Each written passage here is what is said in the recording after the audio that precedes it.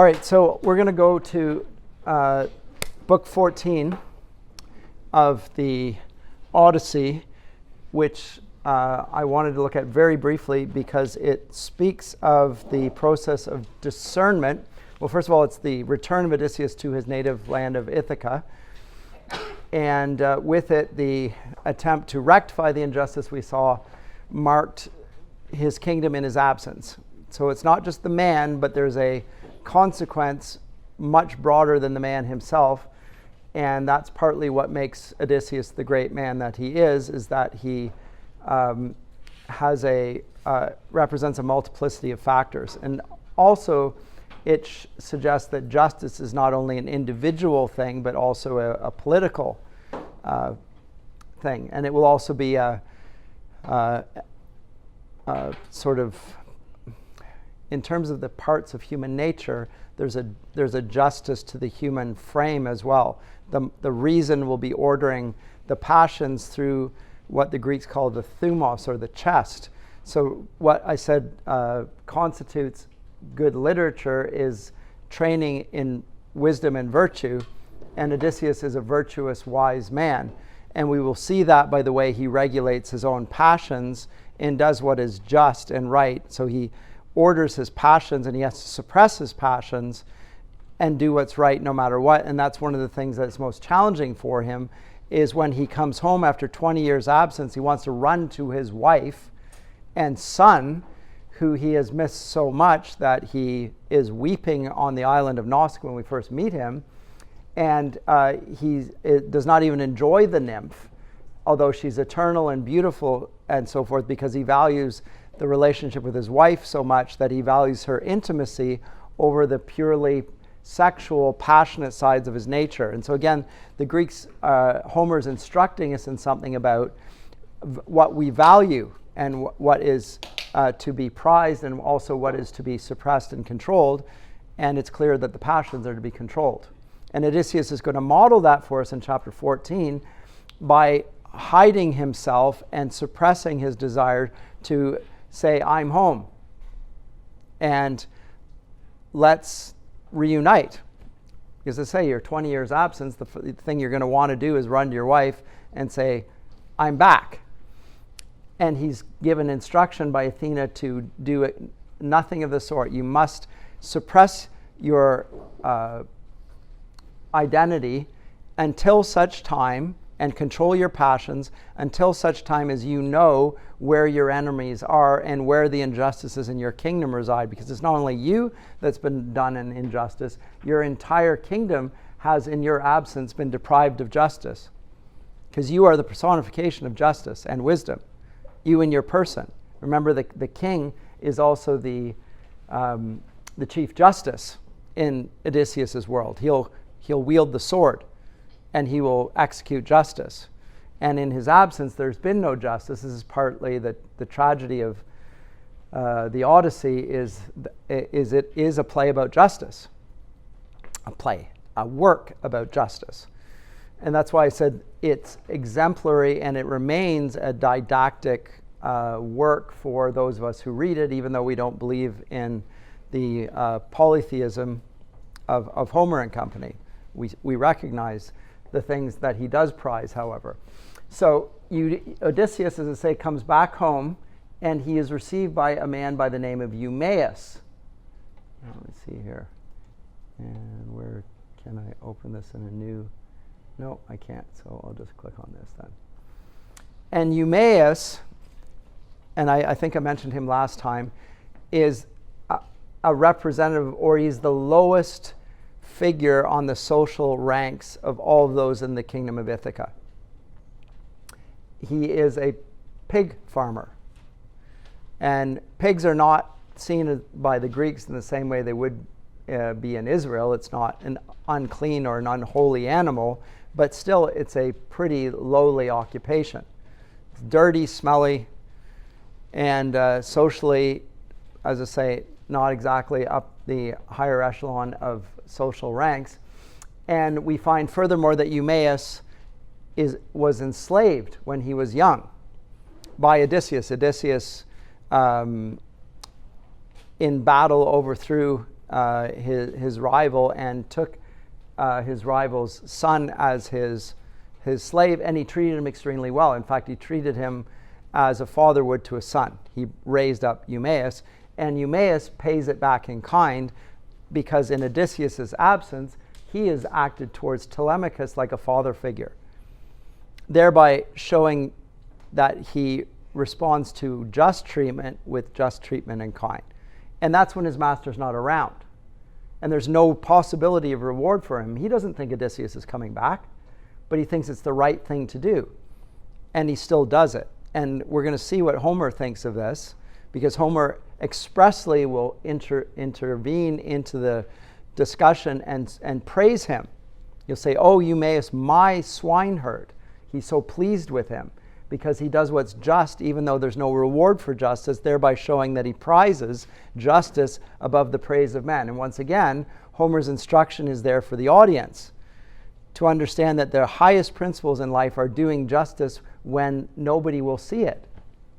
Obviously, as Christian corollaries here. Before Christianity has been shown, we still see something of the value of justice when people don't actually get to see it. And Eumaios is the great representative figure of this. And so he has a type of affinity to Odysseus, and in some ways models a greater appreciation of justice than Odysseus does even. The lowliest figure is actually the most praised figure in the whole of the Odyssey. And so Homer is again saying something about his view of human nature. Now, he's not anything like going to declare what Christians are going to say, which is that every human being bears the image of God. He's not saying that, but he's leaning in that direction. The lowliest social rank can still do just and good things and deserve to be praised for it, and Homer doesn't neglect to praise him for that. So let me go do this. Odysseus finds Eumaios the swineherd, and suddenly, we're told, book 14, line 30, the wild baying dogs caught sight of Odysseus, and of course, you know what dogs are like. They're going to come barking and running at him, and Odysseus prudently sat down on the ground. What happens if you run from the dogs? They're going to hunt you down because they get the herd instinct and they're going to chase. So he sat down on the ground, and the staff fell out of his hand. But there, beside his own steading, he might have endured a shameful mauling. But the swineherd, quick and light on his feet, came hurrying to him across the porch and let fall from his hand the shoe he was holding. He shouted at the dogs and scared them in every direction with volleyed showers of stones, and spoke then to his own master, not knowing that he was. "Old sir, the dogs were suddenly on you and would have savaged you badly, so you would have covered me with shame. But already there are other pains and sorrows the gods have bestowed upon me. For here I sit, mourning and grieving away for a godlike master, and carefully raise his fattened pigs for others to eat, while he, in need of finding some sustenance, wanders some city or countryside of alien-speaking people. If he still is alive somewhere and looks on the sunlight, if he does. So come, old sir, along to my shelter, so that you also first may be filled to contentment with food and wine. Then tell me where you came from, and about the sorrows you have been suffering."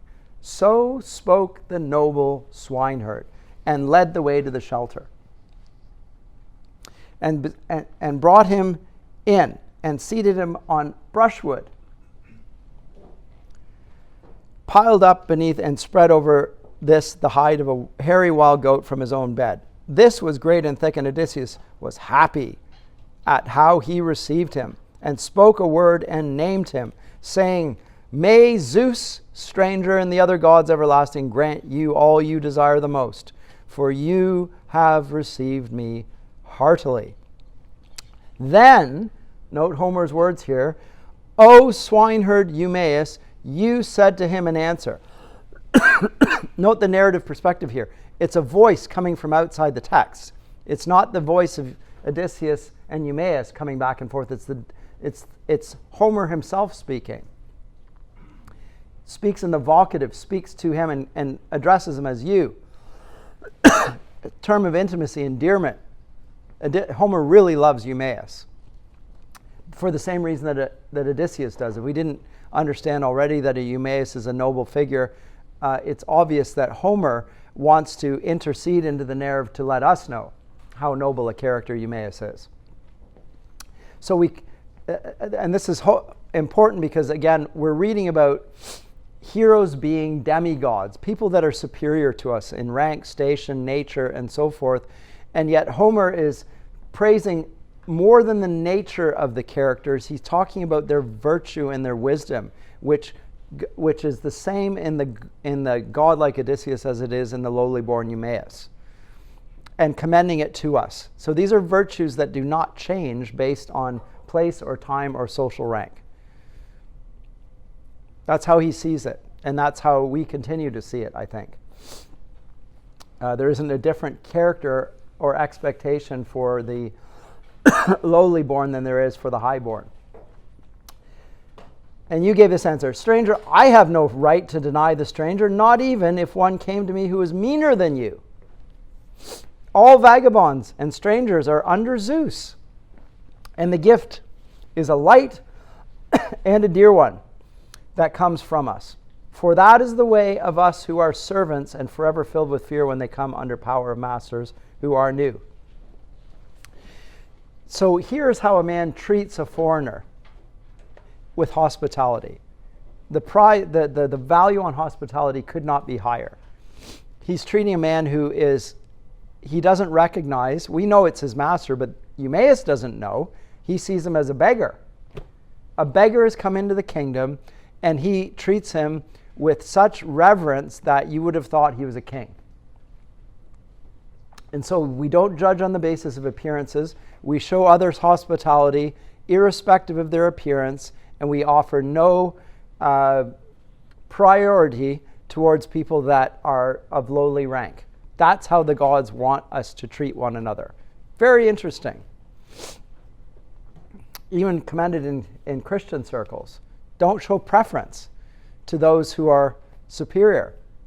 Treat them all the same. As I say, this is long antedates the Christian teaching on this, but still we can see something of it being expressed here, and I think it lasts. But anyway, so the gods, because as it says in Scripture, many have entertained people unawares that they were entertaining gods, or angels, it says in Scripture. A little different. But still the idea of something superior. Probably has in mind passages in the Old Testament, like Abraham entertaining his 3 visitors or something. So Eumaios shows great hospitality and also loyalty to Odysseus, which I will skip over and move onward to a little bit when Eumaios, having shown him hospitality and loyalty to Odysseus, then asks who he is. And Odysseus does what is pretty much characteristic of Odysseus. He lies, which we've already seen will be valued by Homer in a way that we will not value it. There are times in Scripture when people can, for the sake of a love of another, say deceitful things. But it's not commended to Christians. In fact, it's forbidden. We're supposed to be truthful. We're not to lie, because God himself is the way, the truth, and the life. We're to model that conduct in our own speech. Not so here. We're to use a shrewdness and a cleverness which will almost necessitate deceit. That's what's modeled in the Odyssey, and later philosophers will object to it. They say not only does Odysseus lie and Athena lie, but all the gods lie. They're always tricking each other. How can this be? If the gods are like that, then how can we trust that when they say something is just or unjust, that they're not lying? This can't be right. So Plato is going to critique the portrait of wisdom here, among other things. But anyway, let me get back to the text here. When he's asked, the long-suffering great Odysseus spoke to him in answer, "Dear friend, since you are altogether full of denial, you do not think he will come, your master Odysseus, and your heart is ever untrusting. But I will not speak in the same manner, but on my oath, tell you, Odysseus is on his way home. Let me have my reward for good news then, as soon as he has come back and enters his own house. Give me fine clothing, a cloak and tunic to wear. Before that, much as I stand in need of these, I will not accept them. For as I detest the doorways of death, I detest that man who under constraint of poverty babbles beguiling falsehoods. He says, even while he's babbling beguiling falsehoods. Zeus be my witness, first of the gods in the table of friendship and the hearth of blameless Odysseus, to which I come as a suppliant. All these things are being accomplished in the way I tell them. Well, Odysseus is on his way home. He's not only on his way home, he is home. He's right in front of him. Then, in response to this, then, O swineherd, 165, you said to him in answer. Again, Homer keeps on interjecting himself into the narrative. He's so moved by Eumaios that he wants to speak to him and praise him. And again, the audience that's listening to this account cannot fail to notice how the great Homer is going to praise a man so lowly as Eumaios for his good character and good conduct. It recommends itself. So again, the epic is instructive for all of Greece, for not just the aristocrats, for all of Greece. This is how you should behave. And he says this, you said to him in answer, old sir, I will never pay you that gift for good news, nor will Odysseus come to this house again. Be easy and drink your wine. We will think of other matters. Do not then keep on reminding me of this, for the heart within me grieves whenever anyone speaks of my gracious master. So we will let your oath alone. But I hope that Odysseus will come back, as I wish, and as Penelope wishes, and Laertes the old man too, and godlike Telemachus. But now I grieve unforgettingly for Telemachus, the son born to Odysseus. The gods made him grow like a young tree, and I thought he would be among the men one not inferior to his dear father, admirable for build and beauty. But some immortal upset the balanced mind within him, or else it was some man. He went after news of his father to Pylos the sacrosanct, and the haughty suitors are lying in wait for him as he comes home to make Argos' stock and seed perish all away and be nameless in Ithaca. In other words, they're plotting to take Telemachus' life when he comes back.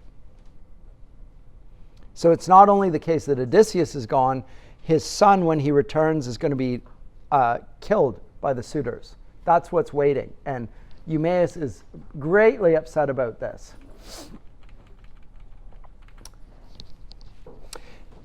So then Odysseus again gives him a false story, says he was a veteran of Troy who came to grief during his time in Egypt, and claims to have had news of Odysseus on his way home. And Eumaios is sort of, he doesn't believe him. Shows his wisdom and discernment. I don't think I buy this whole story that you're giving here. And again, it says something of him. Chapter 15 moves on. Let me go on to chapter 15 here, if I can. Or book 15. In book 15, Athena enters the scene. Now remember, Athena is with Odysseus all the time. She's the goddess of wisdom. He, the character that best represents wisdom in his own conduct, to the point where she praises him for being like her in pretty much every respect. And when we think for a second that maybe this is high praise, we remember that he's deceitful and lies all the time, and then it's not quite as flattering as it might have been. But still, in the estimation of Homer, it is. And the way in which wisdom and truth part ways is one of the things that, as I say, most perplexes the philosophers and later the theologians. How can it be that lying is to be recommended as just good behavior? It just can't be. But as I say, I've made that objection already. But Pallas Athena comes back and made her way into wide space Lacedaemon, or Sparta, to remind the shining son of great-hearted Odysseus of his journey home and speed his homecoming. So now having mentioned Telemachus, she goes to Sparta, where we left off with Telemachus, and she's going to bring him back home, and father and son are going to be reunited. So she's working that way out, working that through. That is Athena. Telemachus asks Menelaus for permission to leave. He gives this, avoids Nestor, and we hear about the life story of Eumaios. Do we really want that? If you want that, have a look, lines 352 and onwards. That will be the story of how Eumaios got to be where he is. You just put it in your notes. I'm not going to go over it right now because I want to move forward. Let me move on to 16. So they get you reunited, but that's how you Telemachus and Odysseus get brought back together through the instrument of Athena, the goddess of wisdom. And then they come, we return to Odysseus and Eumaios, and we're going to find Telemachus joins them. So there'll be 3. So this is what chapter 16 does. So have I got chapter 16? Yes, I do. So these two in the shelter, Odysseus and the noble swineherd, stirred the fire at dawn and arranged their breakfast and sent the herdsmen out with the pasturing pigs. At this time, the clamorous dogs came fawning towards Telemachus because they recognized him. They didn't recognize Odysseus, but they recognized Telemachus. They recognized his smell and his looks and all those things. Nor did they bark at him as he came, and great Odysseus noticed that the dogs were fawning. They were being subservient, showing, dominance behavior. They're showing that the master's come back home. And so he immediately recognizes Telemachus by this behavior, not by recognizing his son, who he's never clapped eyes on.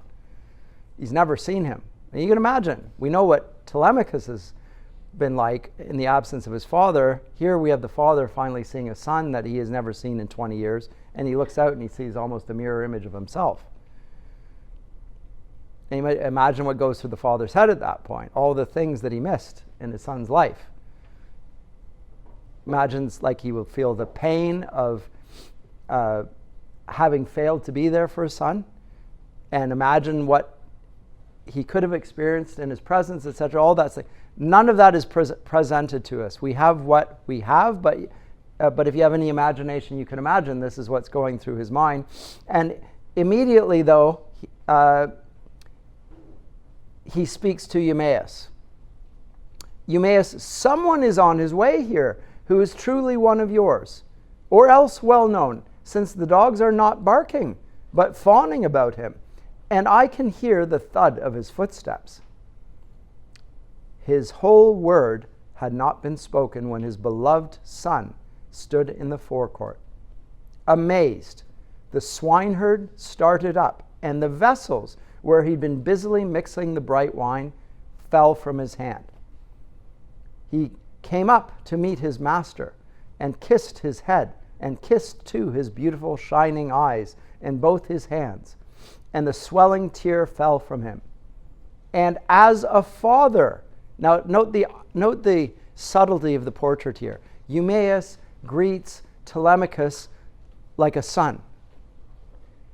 He's so overjoyed to see his beloved Telemachus in front of him, and his real father is standing beside him and can't even acknowledge that he knows who's there, even though he knows who's there. And so we see the restraint of Odysseus, the heroic restraint to keep his passions in check and suppress every part of him that wants to run forward and call out his son's name.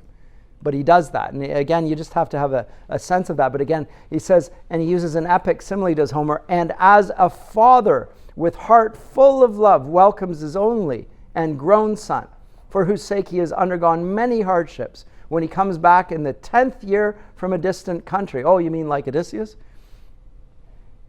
So now the noble swineherd, clinging fast to God like Telemachus, kissed him even as if he had escaped dying. And in a burst of weeping, he spoke to him in winged words. You have come, Telemachus, sweet light. I thought I would never see you again, when you had gone in the ship to Pylos. But come now into the house, dear child, so that I can pleasure my heart with looking at you again when you are inside.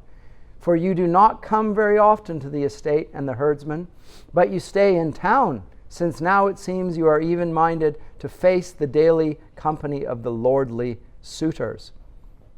Then the thoughtful Telemachus said to him in answer, So it shall be, my father. But it was for your sake I came here, to look upon you with my eyes, and to hear a word from you, whether my mother endures still in the halls, or whether some other man has married her, and the bed of Odysseus lies forlorn of sleepers with spider webs grown upon it. Then in turn the swineherd, leader of men, said to him, All too much with enduring heart she does wait for him, there in your own palace, and always with her the wretched nights and the days also waste her away with weeping. Just like Odysseus, weeping, longing for her husband and the way he longed for his wife. It says something of the value of the intimacy of the marriage as well. Like, it's so strong. So strong in both of them. They're both enduring through every means that they have in their disposal, at their disposal. But again, so touching, the father-like Eumaios in the presence of the real father,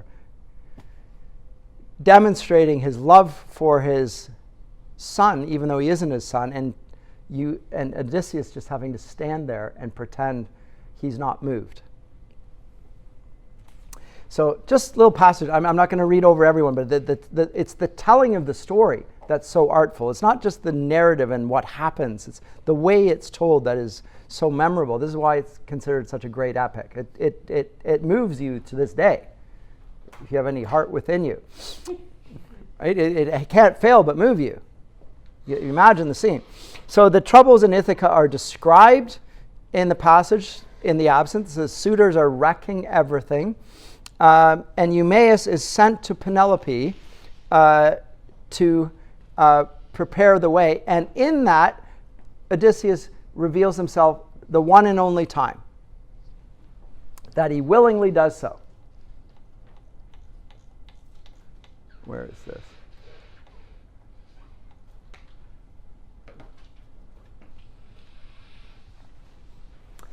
Line 150 thereabouts, 48. Though it hurts the more, says Telemachus, we shall let him be, for all our sorrow. For if it were somehow given to mortals to have their choosing in all things, we should choose my father's day of homecoming. But you, when you have given your message, come back and do not go off to the estate to see him, but tell my mother to tell the servant who is housekeeper to go there swiftly and secretly, and she can give the news to the old man. He spoke and started the swineherd, who in his hands took up his sandals and tied them on his feet to start for the city. Nor was Athena unaware that Eumaios the swineherd had left the steading, but she came near, likened to a woman, beautiful and tall, and skilled in glorious handiwork, and stood in the forecourt of the shelter, seen by Odysseus. But Telemachus did not look her way, nor did he perceive her. For the gods do not show themselves in this way to everyone. But Odysseus saw her, and the dogs did. They were not barking, but cowered away, whimpering to the other side of the shelter. She nodded to him with her brows, and noble Odysseus saw her and came from the house outside the great wall of the courtyard and stood in her presence. Then Athena spoke to him, saying to Odysseus, son of Laertes and seed of Zeus, resourceful Odysseus, it is time now to tell your son the story. No longer hide it, so that contriving death and doom for the suitors, you too may go to the glorious city. I myself shall not be long absent from you in my eagerness for the fighting. So spoke Athena, and with her golden wand she tapped him. First she made the mantle and the tunic that covered his chest turn bright and clean. She increased his strength and stature. His dark color came back to him again. His jaws firmed, because before he'd been disguised like a beggar. He was bent over. He looked like an old man. Now she gives him youth and strength and beauty. And he is more impressive than he would otherwise have looked. And made the chin and the beard that grew about his chin turn black. Athena went away once again, having done her work, but Odysseus went back into the shelter. His beloved son was astonished and turned his eyes in the other direction, fearing this must be a god, and spoke aloud to him and addressed him in winged words. Suddenly you have changed, my friend, from what you were formerly. Your skin is no longer as it was. You have other clothing. Surely you are one of the gods who hold the high heaven. Be gracious then, so we shall give you favored offerings and golden gifts that have been well wrought. Only be merciful. Then in turn, long-suffering great Odysseus answered him, No, I am not a god. Why liken me to the immortals? But I am your father, for whose sake you are always grieving, as you look for violence from others and endure hardships. Now note the similarity between the two. Both men, father and son, have endured hardships. It's part of their good character. Hardships are not, it says in Scripture that God uses suffering for the sake of our righteousness, for the sake of our benefit. It seems that even in the Homeric understanding that suffering is not something that the gods are averse to. They use it for maturation, for character and wisdom. So it's a way of seeing suffering. It's not one that is common in our world. We see suffering as something we want to be beyond. Don't want to suffer at all. Nobody likes suffering, of course. But there's good in it, and the good in it is revealed in the way you receive the suffering. What sort of character will you show under the burden of suffering? And reveals himself as his father, and so he spoke and kissed his son, and now the tears running down his cheeks splashed on the ground. Until now, he was always unyielding. But Telemachus, for he did not yet believe that this was his father, spoke to him once again in answer, saying, No, you are not Odysseus, my father, but some divinity beguiles me, so that I must grieve the more and be sorry. For no man who was mortal could ever have so contrived it by his own mind alone, not unless some immortal descending on him in person were likely to make him a young or an old man. For even now you were an old man in unseemly clothing, but now you resemble one of the gods who hold wide heaven. So note that he doesn't trust him. This is part of his wisdom. We'll find that Penelope, his wife, will also disbelieve him when he stands in front of her and says, It's me. This would be part of the thing that would be most difficult for Odysseus to bear. When he finally reveals who he is, those that are nearest to him, his kith and kin, do not believe him. Don't believe it. Then resourceful Odysseus spoke and turned and answered him, Telemachus, it does not become you to wonder too much at your own father when he's here, nor doubt him.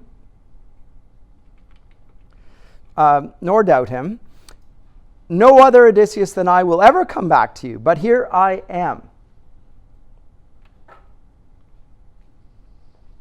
But here I am, and I am as you see me. And after hardships and suffering much, I have come in the 20th year back to my own country. But here you see the work of Athena, the giver of plunder, who turns me into whatever she pleases, since she can do this. And now she will make me look like a beggar. But then the next time like a young man, and wearing splendid clothes on my body. And it is a light thing for the gods who hold wide heaven to glorify any mortal man, or else to degrade him. So he spoke and sat down again. But now Telemachus folded his great father in his arms and lamented, shedding tears. And desire for mourning rose in both of them. And they cried shrill in a pulsing voice, even more than the outcry of birds, ospreys, or vultures with hooked claws, whose children were stolen away by the men of the fields before their wings grew strong. Such was their pitiful cry, and the tears their eyes wept. So note that it's not that they lack strong passions, they subdue them, they harness them. They make them not control them. They're not prey to their own passions. They control their emotions. And they express them when it's appropriate. They're not afraid of doing that. They're not stoics. They think that the passions are a good thing. Their passions are part of what make them who they are. But they need to be reined in and they need to rule over them. But now that they see themselves as who they actually are, they are weeping. And now the light of the sun would have set on their crying had not Telemachus spoken a quick word to his father. What kind of ship was it, father dear, in which the sailors brought you to Ithaca? What men do they claim that they are? For I do not think you could have traveled on foot to this country. And he reveals that it was the Phaeacians, etc. Oh, okay, so let me just skip over this a bit. They make plans now, having reunited. Okay, son, how are we going to deal with these suitors? What are we going to do? Because what they have done to us, to the kingdom of Ithaca, is insufferable and unjust, and justice needs to be done. So we're going to take care of the suitors. Remember, at the beginning of the whole epic, we had the encounter of Agamemnon returning home, being presented to us as a terrible injustice. He returns home, the hero Agamemnon, and he's murdered by his wife and her lover, and avenged by the son. And that was presented to us as a sort of a foil for this companion passage. That's how Agamemnon was treated. We met him in the underworld, and they warned about the possibility of Odysseus. But now we are going to find maybe something more optimistic, something more hopeful will happen. And so the two plan and plot on how they will deal with the suitors. And then the suitors return to the scene. I'm going to skip over that. And their ambush or their attempted ambush, that is the proposal to murder Telemachus, is presented to us, and one of the suitors says, no, let's not murder him. That's a wrong thing to do. But nonetheless, the others seem to be happy with the idea of taking him out. Let me move on to section. Any comments or questions? I'm moving along relatively quickly here, but that's because I was more than a bit behind. I move on to 17 then.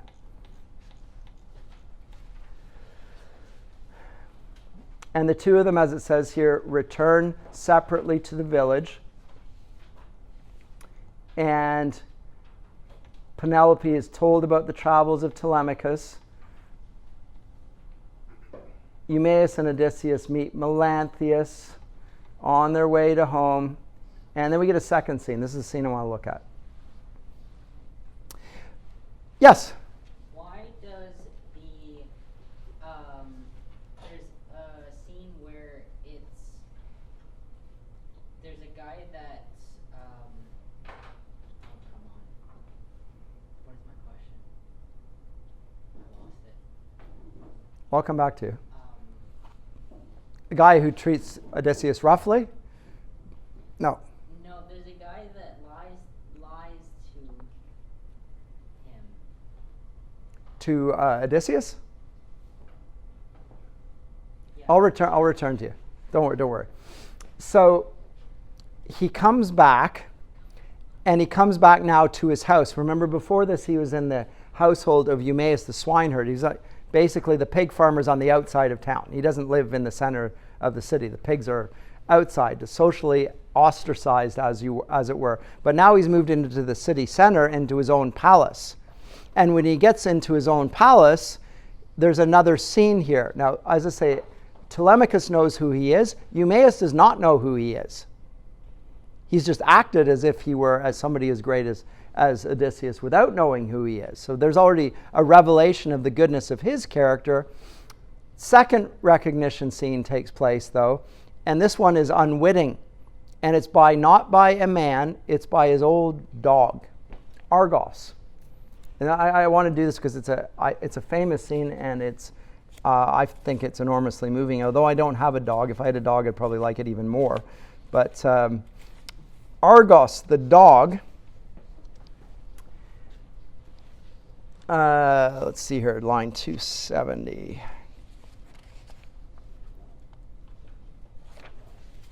I obviously have the wrong, oh, there it is. Trying to do this and this. 290, sorry. Eumaios and Odysseus are speaking. And as the two were conversing thus with each other, a dog who was lying there raised his head and ears. This was Argos, patient-hearted Odysseus' dog, whom he himself raised, but got no joy of him, since before that he went to sacred Ilion, to Troy. In the days, so the dog's 21 years old. In the days before the young men had taken him on to follow goats of the wild and deer and rabbits, but now he'd been put aside with his master absent and lay on the deep pile of dung. He's on the dunghill of life. The old dog. Big pile of poo. Dung. He's like, that's his life. This noble dog. It speaks like as a picture of how decrepit Odysseus' kingdom is in his absence. A deep pile of dung from the mules and oxen which lay abundant before the gates. They're not even clearing the gates. Like you have to go through crap to get into the city. Right? That's how decrepit things have become. So that the servants of Odysseus could take it to his great estate for manuring. There the great dog Argos lay in the dung all covered with dog ticks.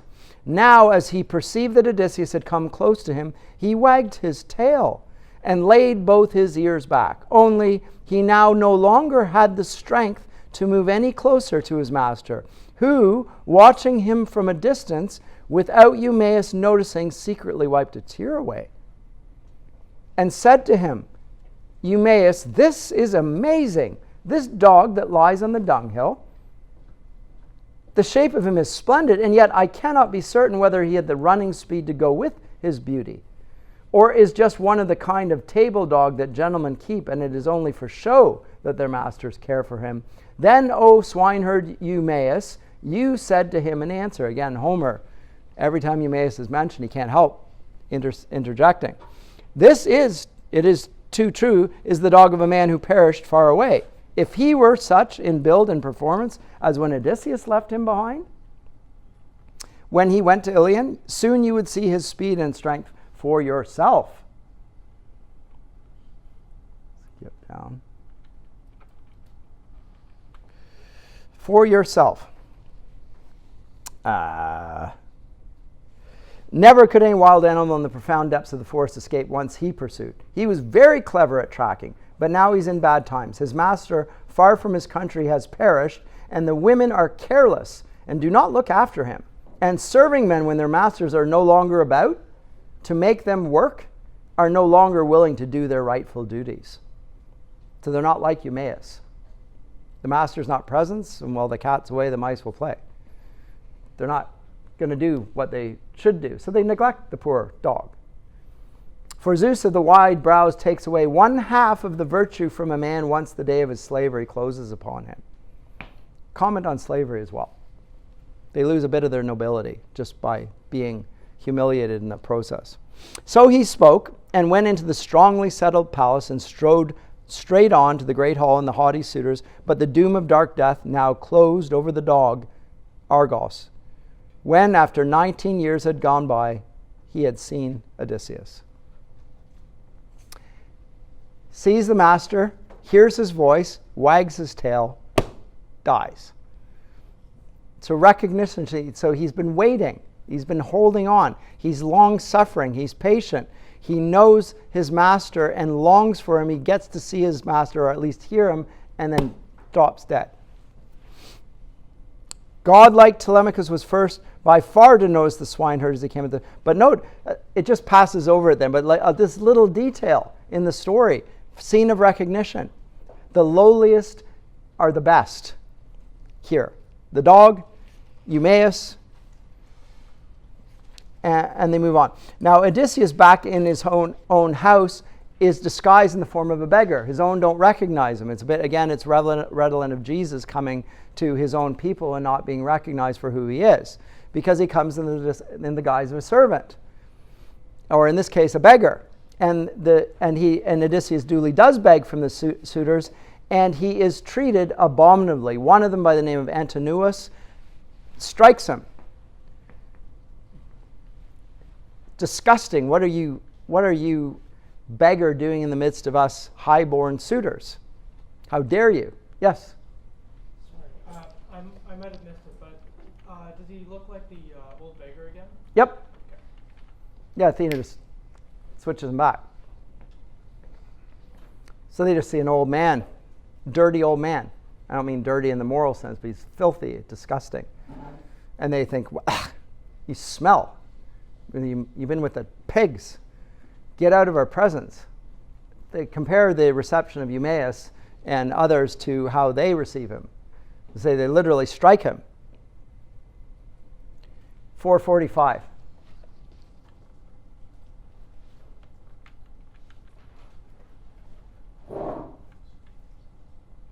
What spirit brought this pain upon us to spoil our feasting? Stand off.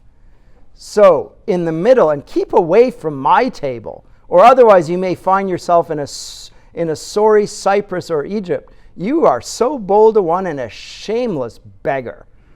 You went the whole circle and stood by all, and they all gave to you recklessly, for there's no holding back nor sparing of favors from another man's goods, since each has plenty. So he disparages them for what? For taking and benefiting from others' wealth. Just like they're eating while Odysseus had a house. So the hypocrisy of the man. This is what he's doing. He's like a tick sucking off of Odysseus' wealth, sucking all the good out of it. And then he rebukes this beggar for doing the same, even though the beggar has nothing and they are wealthy, haughty suitors. Now resourceful Odysseus spoke, and as he drew back from him, shame. The wits in you, it is clear, do not match your outward beauty. You would not give a bit of salt to a servant in your own house, since now sitting at another's, you could not take a bit of bread and give it to me? It is there in abundance. He spoke, and Antinous in his heart grew still more angry. Looking at him from under his brows, he addressed him in winged words. Now I think that you can no longer make a respectable retreat out of the palace, since what you say is scurrilous. He spoke and threw the footstool and hit him in the right shoulder, near the base, in the back, but he stood up to it, steady as a rock, nor did the missile thrown by Antinous shake him. But he shook his head in silence, deeply devising evils.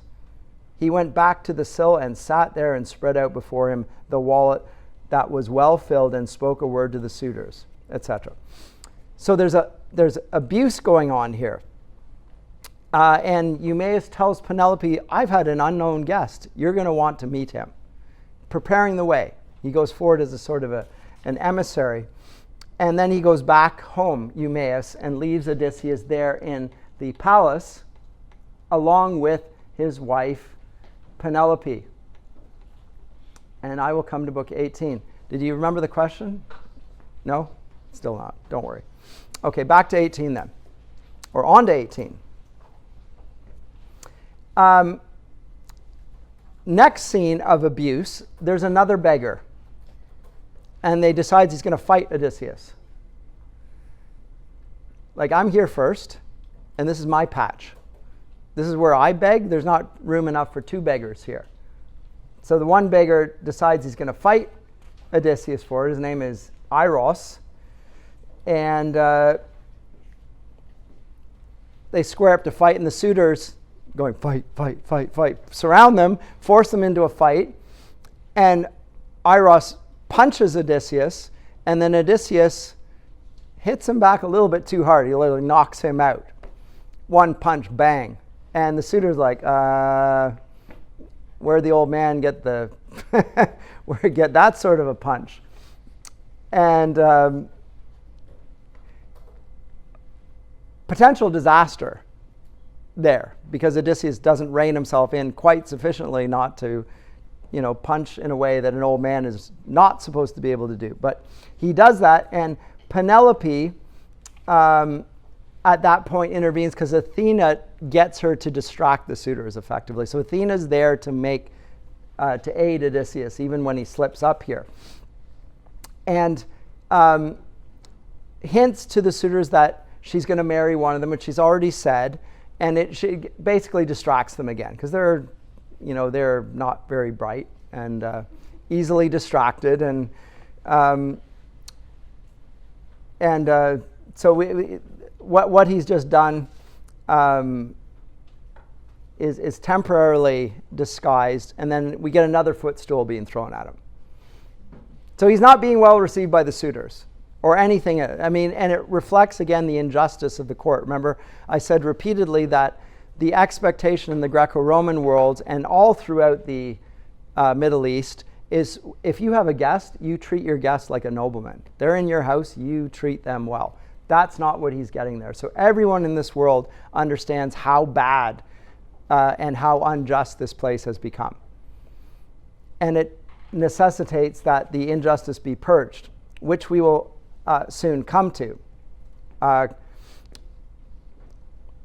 And what we're going to observe in all of these passages is a sort of dramatic irony that is building in Homer's narrative here, which is that in the process of laying his plan to defeat the suitors out, he is recognized by a few characters. And as I say, one of them he intentionally reveals himself to, his son Telemachus. But to others, he is revealed in different ways. And one of them is most famous, and I'm going to deal with it here in book 19. And this is to his nurse, and it's so famous that a book is written on it. Where is it? The nurse, Eurykleia, line 300.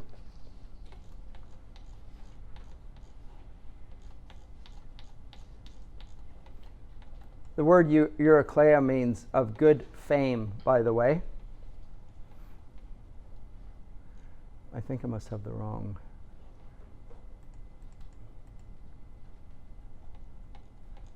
'19? There it is. Okay, so 300. There she is. Eurykleia. Eurykleia, whose name means good fame, well reputed. The famous maid, Eurykleia, is asked by Penelope to wash his feet. Here we have a stranger. He's been walking for a long time. He's dirty. He's tired. Let's clean him up so that he's ready for dinner. And she does this, and there's a bowl that which she puts out in front of them, puts some cold water in, and then the hot water so that it's nice and warm, but they don't crack the basin. The cold water goes in first, then the hot water. And she goes to wash his feet. Now again, anyone who's a Christian is going to see resemblances between Eurykleia the maid and Jesus washing the feet of the apostles, Peter's, right? And the Eurykleia, you're going to at least see a resemblance. I'm not saying it's suggesting anything per se, because this is written before the gospel accounts, but it's interesting how, and from the perspective of later Christian writers, they will say that in some ways we can see God's story being written in other myths. Not the whole of it, but bits and pieces, patches of it, as if God is speaking through different nations and cultures through their myths in a way that is throwing some light on Christian truth. But anyway, the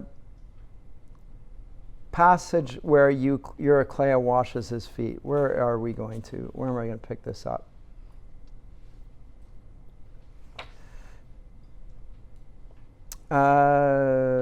Okay, there it is, 355. 355. This is book 19, 355. She took him in her hands, reflecting back. This is his old nursemaid. She gave him suckle on her breast when he was just born. She nursed him. Now she sees an old man in front of her. And you can imagine that the connection with him is also one of intimacy and long acquaintance. And she remembers him when he was an older man 20 years ago and left the house and says, boy, you look a lot like my master Odysseus. And he goes, oh yeah, a lot of people say that. I've heard that before, and comes up with a story why that this isn't so, but yes, okay, that very interesting and whatever. And she took him up in her hands when first his mother had borne him. This is the story of Eurykleia, first of all. And she shall wash your feet, though she has little strength for it. Come then, circumspect Eurykleia, rise up and wash the feet of one who is the same age as your master. Odysseus must by this time have just such hands and feet as you do, for in misfortune mortal men grow old more suddenly. So he spoke, and the old woman covered her face in her hands and shed hot tears, and spoke to him in words of compassion. How helpless I am to help you, my child. Surely Zeus hated you beyond all other men, though you had a godly spirit. For no man among mortals ever had burned so many thigh pieces to Zeus, who delights in the thunder, nor given so many choice and grand sacrifices, as you prayed you might come to a sleek old age and raise your glorious son to manhood. For now for you alone he took away your day of homecoming. What a terrible thing. Your day of homecoming taken away from you. So it must be for him also that in the houses of far-off friends whose famous homes he enters, the women tease him as now these sluts are all teasing you.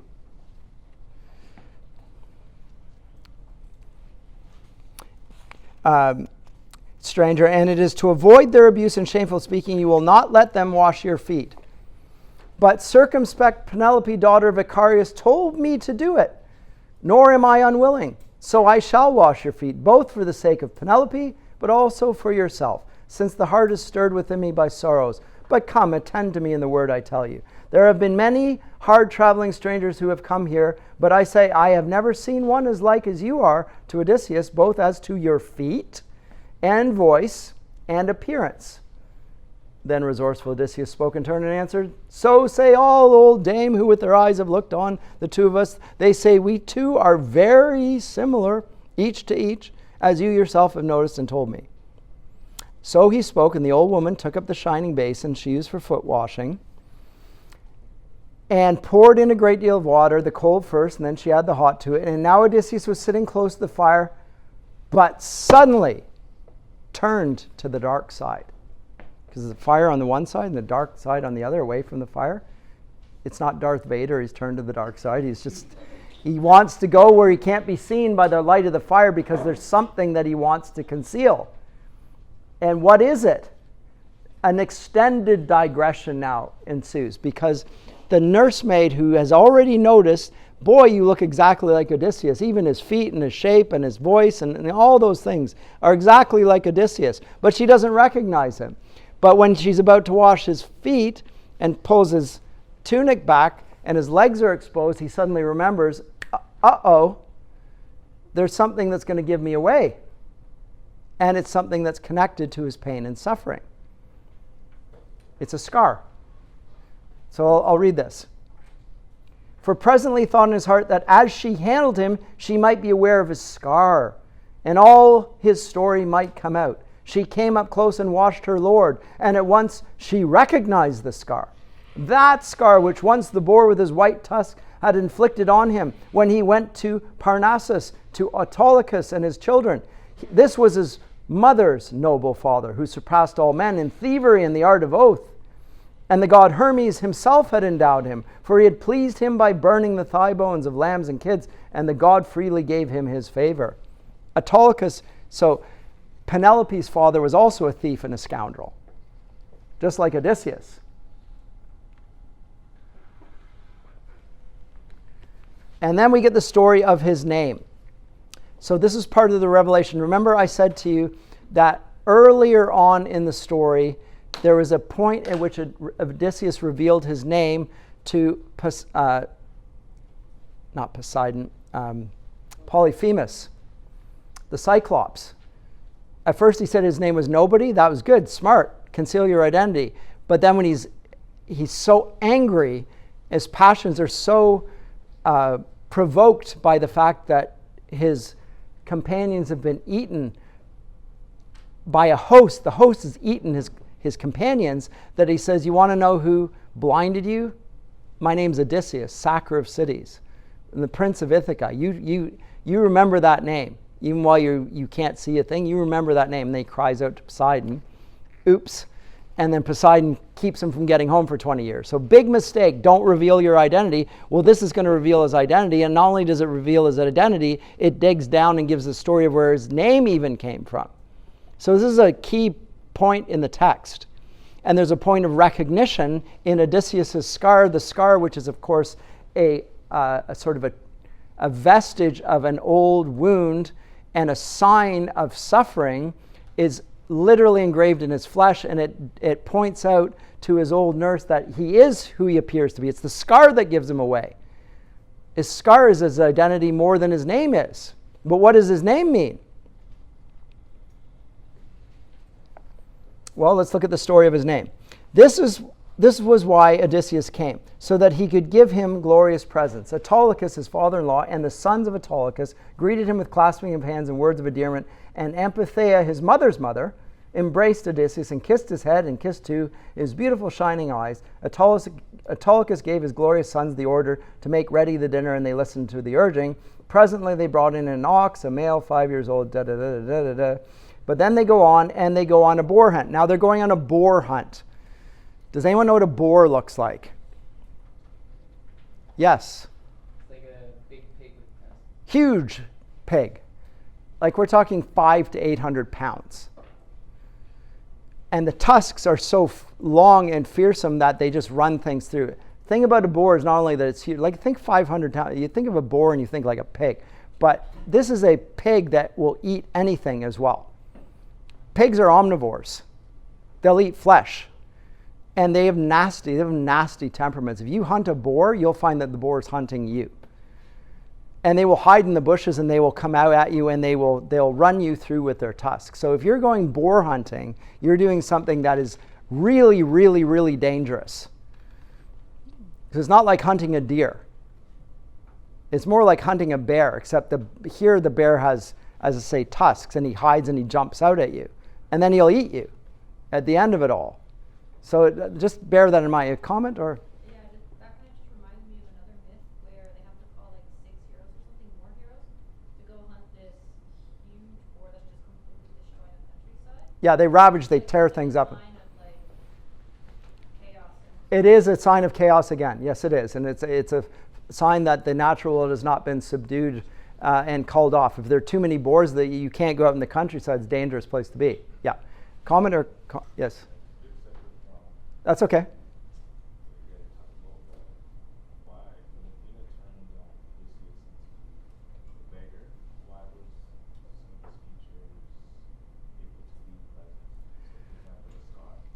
That's it. Well, so that's a great question. So she conceals him, disguises him as a beggar, but doesn't manage to cover up the scar. I mean, you would have thought, make the scar disappear. She doesn't. How come?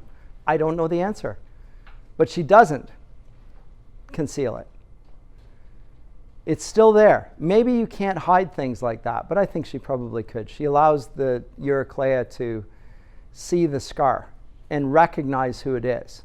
But note that what's happened here is there's a building of suspense, because he desperately, and with the warning of the gods, is at pains not to reveal his identity. He is subduing all his passion. Nothing's going to give him away.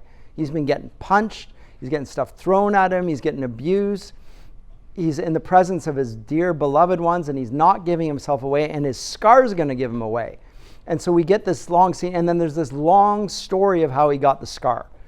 And while we're like thinking, well, but what's going to happen once the story's over? Well, we're going to have to wait for it. So huge suspense have built in this scene. And a later scholar by the name of Eric Auerbach writes an essay on this called Odysseus' Scar, and he compares this passage, which gives us the whole backstory to how Odysseus got the scar and got his name and all that, to passages in the Old Testament where we get nothing of the backstory.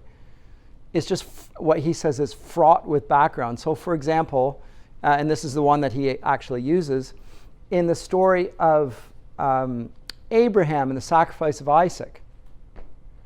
You remember the story of Abraham. Abraham has been waiting for his son. He's been promised a son, and you'll have as many descendants as sand on the seashore.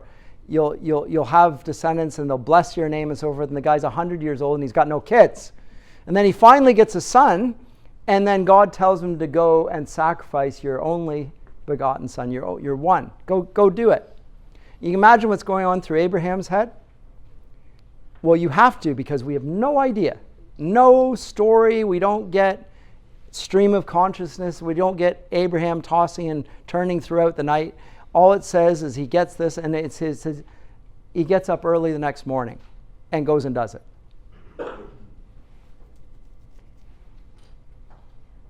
That's the exact opposite to this in terms of narrative. Here it's giving us this, it's a different way of telling it. But in general, Old Testament tends to be laconic. It's brief in its telling of events, but we want to know what's going on, and we can only imagine it in that passage in Abraham where God ends up providing a sacrifice, which is the ram whose horns are caught in the bush and so forth. That becomes such an important story that in Judaism they keep on talking about the ram that was provided in the thicket instead, like it's over and over and over, even though it's just this brief little passage.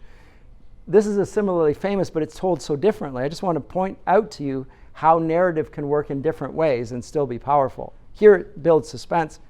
In the story of Abraham, the suspense is as thick as could possibly be.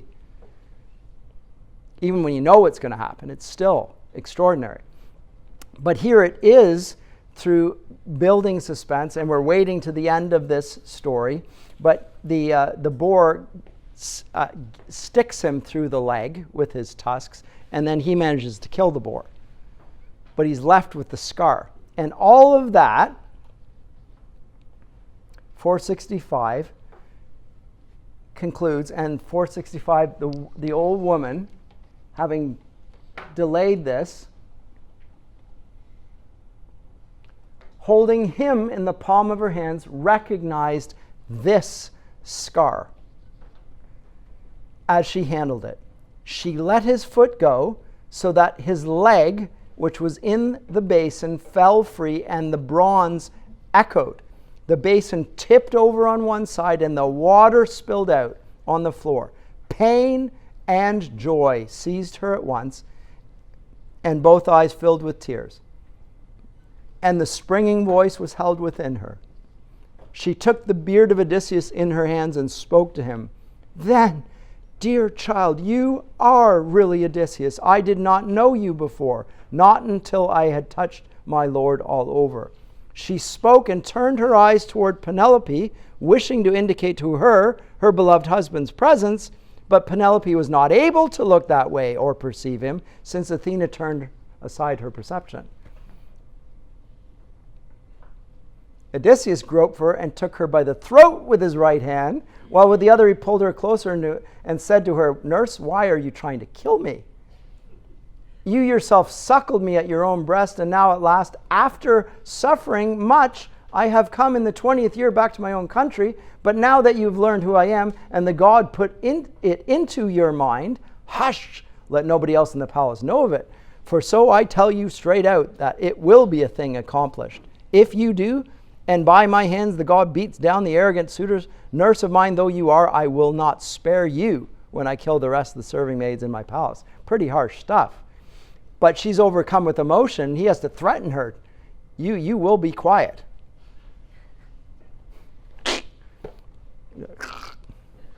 Got the Darth Vader grip on her throat there.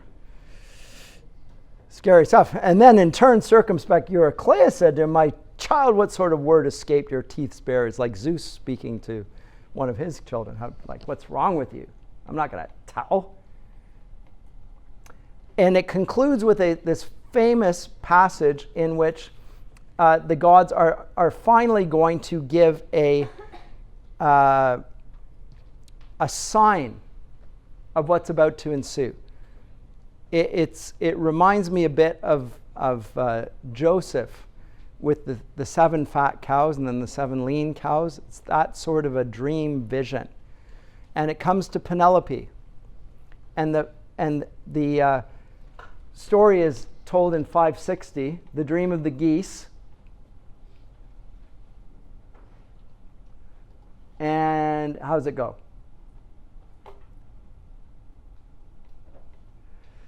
Listen to a dream mime and interpret it for me. 535. I have 20 geese here about the house. 20. And they feed on grains of wheat from the water trough. I love to watch them, but a great eagle with crooked beak came down from the mountain and broke the necks of them all and killed them. So the whole 20 lay dead about the house, but he soared high in the bright air. Then I began to weep, that was in my dream, and cried out aloud, and around me gathered the fair-haired Achaean women as I cried out, soaring for my geese killed by the eagle. But he came back again and perched on the jut of the gabled roof. He now had a human voice and spoke aloud to me. Do not fear, O daughter of far-famed Icarios. This is no dream, but a blessing real as day. You will see it done. The geese are the suitors, and I, the eagle, have been a bird of portent. But now I am your own husband, come home, and I shall inflict shameless destruction on all the suitors. So he spoke, and then the honey's sweet sleep released me, and I looked about and saw the geese in my palace, feeding on their grains of wheat from the water trough, just as they had been.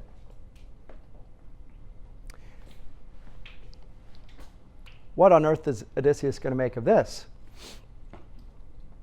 Given away again by a dream that's been given to Penelope. And he says, lady, it's impossible to read this dream and avoid it by turning another way, since Odysseus himself has told you its meaning, how it will end. The suitor's doom is evident for one and all. Not one will avoid his death and destruction. And Penelope responds, and her response, I just want you to note the specifics of it, very important. It deals with visions and dreams, and whether dreams are true or false. This is a great deal of interest and attention is taken to the reality of dreams and what they mean. They don't just think it's the way Freud interprets dreams. And it's not all archetypal. There are false dreams, there are true dreams. Some have no reflection on that, but it's the possibility that dreams can be contradictions of the truth, and then there's some where they're prophetic. And this is Penelope's answer. My friend, dreams are things hard to interpret, hopeless to puzzle out, and people find that not all of them end in anything. There are two gates through which the insubstantial dreams issue. One pair of gates is made of horn and one of ivory. Remember this because when we come to the Aeneid by Virgil, he will mention this at the end when Aeneas comes up from the underworld. There are two gates that he could go out. One's horn and one's ivory. Just remember this. And say later epic poets always refer back to the older visions, and they do things different with that as he puts it in a different place, but there's still the two gates. And those of the dreams which issue through the gate of sawn ivory, these are deceptive dreams. Their message is never accomplished. But those that come into the open through the gates of the polished horn accomplish the truth for any mortal who sees them. I do not think that this strange dream that I had came to me through this gate. My son and I, so she thinks it's a false dream. It came through the gate of ivory. That's what she thinks. Yes, she remembers it. And yes, it seemed like clearly like Odysseus has come home. And I would love for it to be the case. That's what I most desire. But I don't believe that it's true. I think it's a false dream. And Odysseus is understanding of this. But she's wrongly interpreted the dream that she had. And we, the audience, know that. But again, this speaks to something about, we explain everything in psychology in our day, about the way in which people deal with grief when they're depressed. Because when you're depressed, really depressed, you don't want to get your hopes up. Because if you get your hopes up, things could get really a lot better. But you also know that they could get a lot worse, and you can't stand to go back there. So you don't want to get your hopes up. You actually want to say, no, that's not true. Because if you go down that path and then you're deceived, you're wrong, then you can't deal with that reality. And so people who are suffering in the way of depression will often not be able to receive good news. And that fits the way Penelope receives this story here. I mean, it's psychologically plausible is what I'm saying, at least in my experience. I just think it's brilliantly told and actually quite realistic. Okay, I'm done for today because I've run out of time, but I'll come to conclude the Odyssey next time, books 20 and onwards, and I will see you then. Okay?